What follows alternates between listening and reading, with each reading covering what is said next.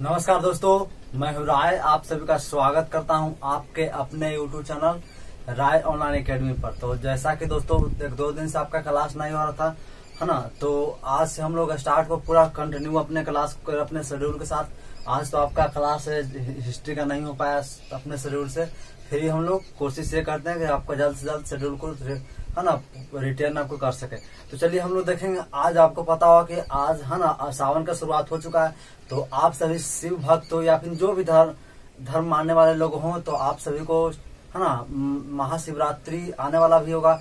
और इस साथ महाशिवरात्रि तो है ही, बाद में होगा, लेकिन अभी हम लोग का जो भोले के भक्त है, नहीं, सावन में किसका जल चढ़ाया जाता है? तो शिव पर चढ़ जाता है। अगर पूरा भारत की बात करें तो देवघर में जल चढ़ाया जाता है। और अगर हम लोग बिहार में देखें तो बिहार में खास बहुत जगह आपको देखने के लिए मंदिर मिलेगा। और मगध के क्षेत्र में आप अगर मगध क्षेत्र से रहें या फिर आप कहीं से हैं, तो बिहार में आपको बराबर की पहाड़ी, जब हम आपको मौर्य काल में अशोक का डिटेल, अशोक ने मौर्य आपको पढ़ाया ही, है ना, बराबर की पहाड़ी का निर्माण किसने, गुफा करवाया था?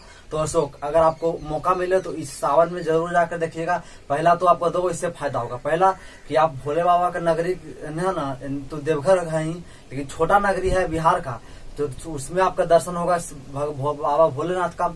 और दूसरा ये है कि जो अशोक ने गुफा का निर्माण किया था, वो भी आपको देखने के लिए मिल जाएगा, है ना। तो कोशिश ये कीजिए कि जाइएगा। ऐसा नहीं कि मैं हिंदू धर्म का प्रचार कर रहा हूँ, है ना, हम सभी धर्म का मानने वाले लोग हैं। भले हम किसी एक धर्म को मानते हैं, फिर भी हमारे जेहन में या फिर हमारे सोच में, पर चाहे हिंदू हो, मुस्लिम हो, सिख हो, ईसाई हो, या बौद्ध हो या जैन हो, हर एक धर्म के लिए हमारे यहाँ समान भाव से देखा जाता है। तो चलिए हम लोग सावन था, इस पे हम लोग थोड़ा जान लेते हैं। सावन के, है ना, हिंदू धर्म में काफी इम्पोर्टेंट है। लगभग 1 महीना का सेशन चलता है और इसमें सबसे जब अंत होता है सावन में, उसी दिन रक्षाबंधन होता है। तो रक्षाबंधन तो आने वाला ही होगा। तो चलिए हम लोग स्टार्ट करते हैं अपना क्लास को। पिछले क्लास में हम लोग को मौर्य काल, यानी कि मौर्य काल को समाप्त कर दिए थे। आज हम लोग क्या पढ़ने जा रहे हैं? मौर्योत्तर काल।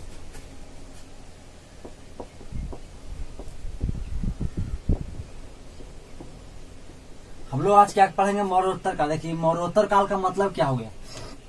मेन प्रश्न है कि मौर्योत्तर काल, देखिए हिंदी आपको पकड़ना है। क्या लिखा हुआ? मौर्य, और ई क्या है? उत्तर। समझिएगा, मौर्य उत्तर मन का अर्थ होता है बाद में। क्या होता है? बाद, यानी मौर्य के बाद, यानी मौर्य वंश के बाद जो शासन किया भारत में, उसी को हम लोग क्या कहते हैं? मौर्योत्तर काल। मौर्य प्लस उत्तर, यानी मौर्योत्तर का निर्माण कैसे हुआ? 2 खंड से हुआ, एक मौर्य और एक उत्तर। उत्तर का सेंस अर्थ क्या होता है? तो बाद में, है ना। पूर्व मतलब पहले और उत्तर मतलब बाद में। तो मौर्य वंश के बाद जो भारत में शासक बने, उसको हम लोग क्या कहते हैं? मौर्योत्तर काल। इसमें बहुत से राजा मिलेंगे, है ना। तो हम लोग एक बार एक बार आपको नक्शा बना देते हैं साथ में।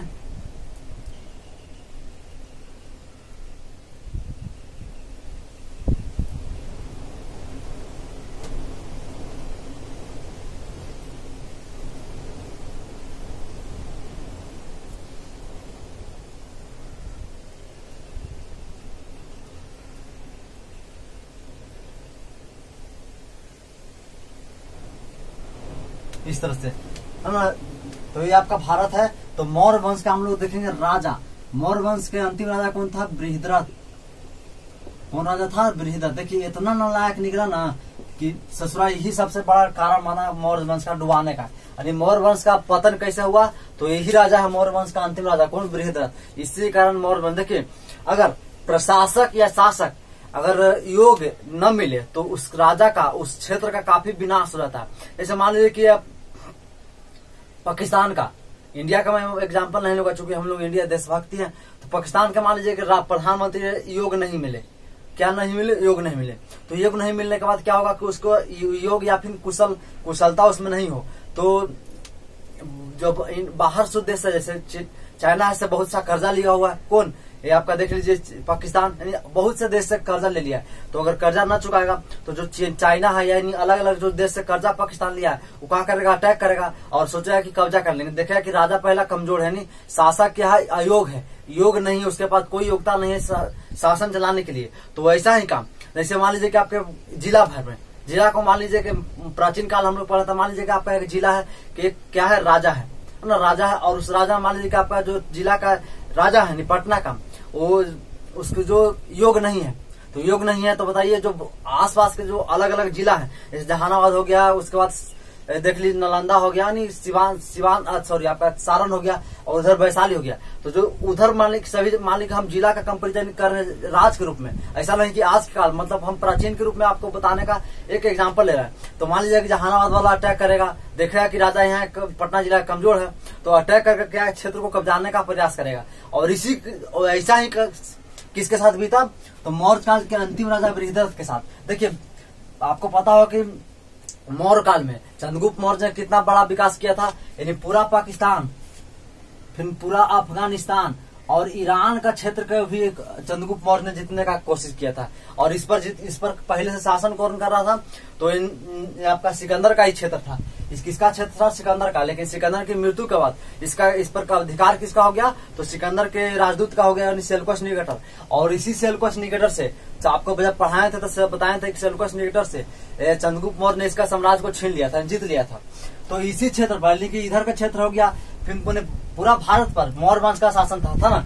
भारत हो गया, पाकिस्तान हो गया, अफगानिस्तान और ईरान का क्षेत्र देख लीजिए, फिर नेपाल, इधर में बांग्लादेश, तमाम तरह के सभी क्षेत्र पर मौर्य काल का शासन था। लेकिन नालायक कितना निकला, ये अयोग राजा कौन है, अयोग, तो बृहद्रथ। इसने जब जैसे ही राजा पद का धारण किया, राजा बना, उसके बाद जो इतना ही कमजोर शासक था कि जो इसके आसपास जो क्षेत्र के राजा था, सब धीरे कहा देखा कह रहे यहाँ का जो राजा है ये काफी कमजोर है, इसको हम एक ही बार में आक्रमण करेंगे ना तो इसको हार जाएगा, और हार जाएगा तो हम क्षेत्र को जीत जाएंगे।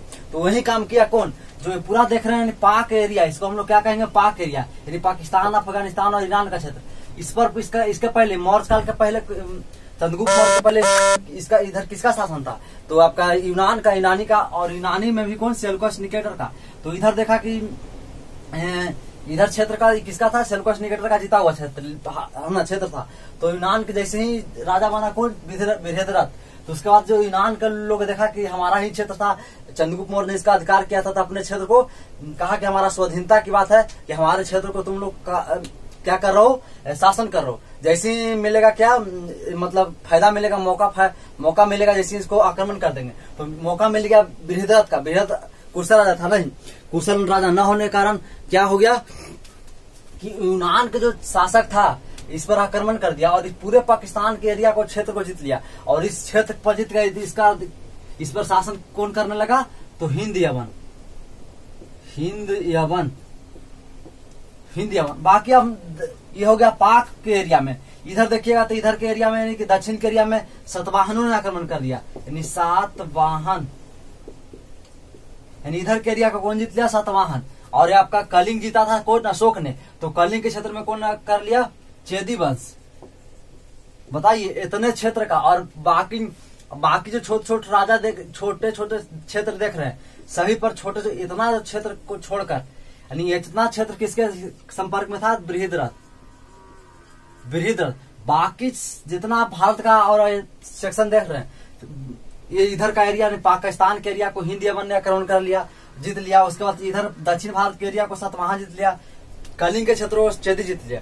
तो इतना क्षेत्र बच गया कौन, किसके पास, तो बृहद्रथ। बताइए इतना बड़ा क्षेत्र बच गया, केवल इतना एक छोटा सा एरिया है ना। तो बाकी जो छोटा छोटा बच गया, तो जो छोटा छोटा राजा था उसने अधिकार कर जीत लिया, युद्ध कर। तो यही मौर्य वंश का पतन का मुख्य कारण क्या था, तो बृहद्रथ का अयोग होना और कुशलता न होना, इन तमाम तरह के सब किसको दोष था, किसको, बृहद्रथ में। इसी कारण से मौर्य वंश का अंत हो गया। तो मौर्य वंश का अंत है, बताइए बृहद्रथ के इधर के क्षेत्र में पाकिस्तान के हिंद यवन आक्रमण कर लिया, इधर के दक्षिण के एरिया में सातवाहन, और इधर बाकी इतने एरिया बच गया जिस पर किसका आक्रमण था, क्षेत्र अधिकार था, तो बृहद्रथ का। तो कई वर्ष बीतने लगा, तो यहीं के जो बताइए बृहद्रथ इतना क्षेत्र को हार गया। लाइट भी आपके चली गई, कोई बात नहीं, तो चली गई, हम लोग देखेंगे।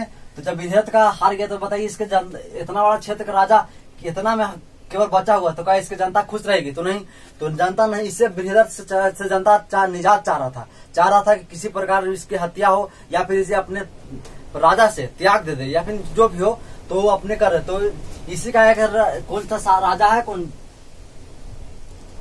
पुष्यमित्र शुंग, यानी कि इसी का बृहद्रथ का एक सेनापति था, पुष्यमित्र शुंग।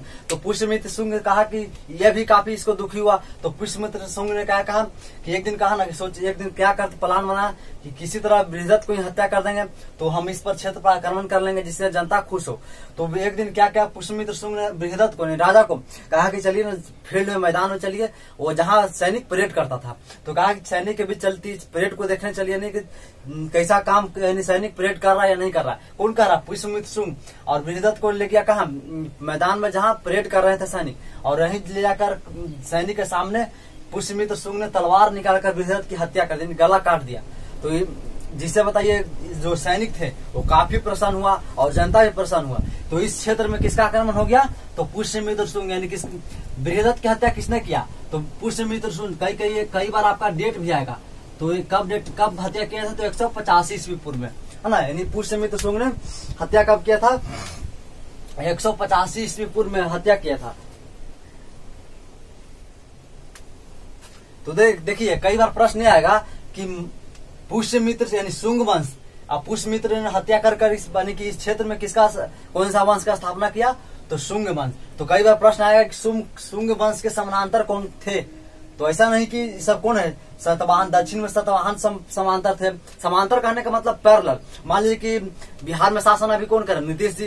तो उत्तर प्रदेश में अभी शासन कौन कर रहे हैं? तो योगी आदित्यनाथ। तो यही पैरेलल हो गया कि नीतीश कुमार के समानांतर उत्तर प्रदेश में शासन कौन कर रहा है, या फिर अलग अलग स्टेट में कौन सा शासन, वैसा ही ये देख लीजिए। तो इधर सतवाहन, इधर हिंद यवन और इधर चैती वंश, है ना। उसके बाद तो यही हम लोग यानी भारत में देखिएगा, भारत में जब बृहदत्त की हत्या बृहदत्त मौर्य के बाद 2 प्रकार के क्षेत्र राजा का उदय हुआ। कितने? 2। एक हम लोग पढ़ेंगे देशी राजा, देशी, और एक हम लोग विदेशी। ये जो देख रहे हैं पूरा अभी जो वर्तमान इंडिया है, इंडिया पर कौन सा किसका अधिकार हुआ? तो देशी राजा का।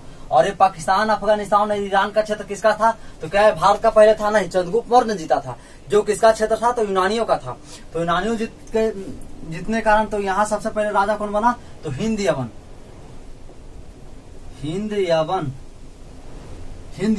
और हिंद यवन भी जब राजा बना तो इसने 2 क्षेत्र को अपने अधिकार में राजा बना। एक को हम लोग कहेंगे यूक्रेटाइट्स, और एक को हम लोग कहेंगे डेमिट्रियस। यानी हिंद यानी विदेशी, यानी पाकिस्तान के एरिया में, पाकिस्तान अफगानिस्तान के एरिया में 2 तरह के राजा का, 2 वंश का, यानी हिंद यवन में भी हम लोग 2 राजा पढ़ेंगे। कौन? यूक्रेटाइट्स और डेमिट्रियस। इस क्षेत्र में यूक्रेटाइट्स का अधिकार हुआ और इस क्षेत्र में डेमिट्रियस वंश, है ना। और हिंदी मतलब क्या होगा? हिंद मतलब इंडिया, हिंद, है ना। इंडिया और यवन मतलब ग्रीक, यानी हिंद यवन का राजा हुआ। हिंद यवन का क्षेत्र, यवन का राजा कहाँ शासन किया? हिंदुस्तान पर, इसीलिए इसका नाम क्या है? हिंद यवन। उसके बाद हम लोग देखेंगे हिंद यवन, यानी कि जब ये इसके बाद कौन राजा आएगा? तो इसके बाद आएगा शक आएगा। उसके बाद आएगा कौन? पहलव। उसके बाद कौन आएगा? कुषाण, है ना। सबसे पहले हम लोग देखेंगे कि आखिर शक वंश के संस्थापक कौन है? तो शक वंश के संस्थापक है माउस। पहलव के मित्रदात, और इसका कुजुल कैडफिसस। ये हो गया। तो ये आपका हो गया विदेशी राजा। जब भारत पर आक्रमण, यानी कि हिंद यवन का कितने शाखा में विभाजित हुआ? 2 शाखा ने भारत पर अपना राज्य को स्थापित किया। पहला यूक्रेटाइट्स, दूसरा डेमिट्रियस वंश। उसके बाद शक राजा आया कब? हिंद यवन के बाद राजा कौन आया? शक। ये इस तरह सीरियल है। शक का स्थापना किया कौन किया? शक वंश के संस्थापक कौन? मौस। याद करने के लिए आपको ट्रिक बता रहे हैं। शक मतलब हो गया, मौस का हिंदी क्या होता है? चूहा। तो चूहा से लोग शक से डर जाते हैं। मतलब किसान है तो अपने फसल के डर, शक यानी कि फसल काटने के शक से चूहा से डरते हैं। वो आपका अगर आप रूम, यानी कि अगर आपके रूम में मान लीजिए चूहा है तो आप कपड़ा को काटने से शक करते हैं कि भला कपड़ा काट दे चूहा। तो याद रखिएगा, शक मतलब माउस, है ना। चूहा पर शक करते हैं हर लोग। ये हो गया।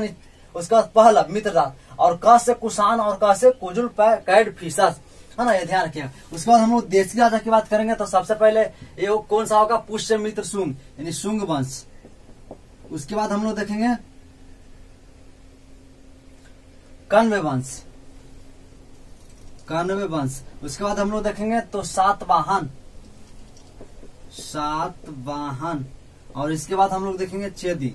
देखिए ये सब चेदी और ये आपका सातवाहन समानांतर है, लेकिन जब शुंग वंश का समाप्ति के बाद यानी शुंग वंश के बाद राजा कौन बनेगा, तो कर्ण वंश का। ये ध्यान रखें, शुंग वंश के संस्थापना कौन है, तो पुष्यमित्र शुंग। कर्ण वंश के तो वासुदेव कर्ण है ना। उसके बाद सातवाहन में हम लोग देखेंगे शिमुख, और एक चेदी वंश के महामेघवाहन।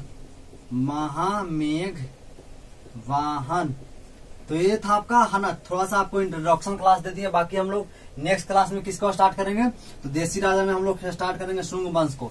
तो ये आपका था बेसिक रूप से ना, अगर है ना, तो इसका आपको पीडीएफ आपको टेलीग्राम पर चैनल पर आपको अपलोड कर दिया जाएगा। तो अगर क्लास अच्छा लगा तो प्लीज वीडियो को अधिक से अधिक शेयर कीजिएगा। फिर हम लोग मिलेंगे नए क्लास और नए टॉपिक के साथ। तब तक के लिए जय हिंद, वंदे मातरम।